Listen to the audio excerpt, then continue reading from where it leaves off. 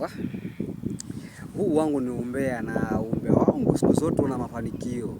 So mimi kama content creator leo hii nimekasirika sana. Hata nimeamua kukuja niwaongeleshe wanaume from Taita Taveta County au sio? Before tuendelee in this channel, you have to subscribe, you have to like my video, you have to share my videos. And then kuna kitu ambacho nataka kuongea na wanaume. Kuna hii story imekuwa imetrend katika mitandao ya TikTok, imetrend katika mtandao wa YouTube, na kwa kweli ni mambo sana ya kusikitisha sana ama ya kuzunisha sana kulingana na situation ambavyo inavyoenda. Kuna baadhi ya mabinti kutoka Taita Taveta ndani ya Taita Taveta County ambao wanaeneza tetesi kuwa vijana wa Taita Taveta County wanafikisha miaka 30 kwenda mbele bado wakiwa kwa wazazi wao. Tena karudi vile vile tena bado hivyo kaendelea kwamba vijana wa Taita Taveta County wameharibiwa na pombe. Bado isitoshe hao mabinti tena wakarudi wakasema kwamba Taita means they are not romantic. Hizo ni vitu vitatu ambavyo nafai kuongelea leo.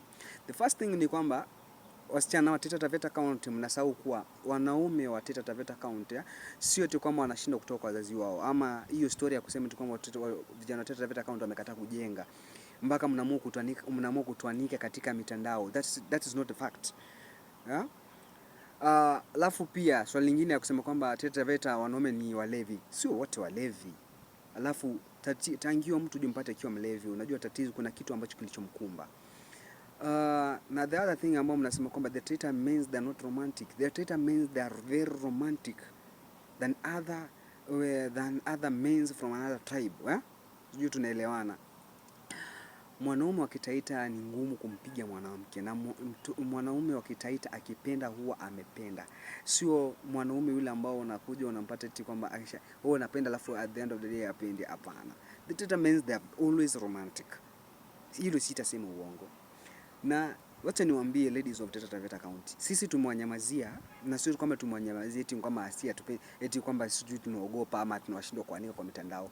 Tuambieni the fact, wasichana wa Taita Taveta County, nyinyi ni wavivu. Nyinyi ni wavivu wa mwisho. Mmesifia kwa urembo kweli mnao, lakini uvivu ndio chanzo chenu.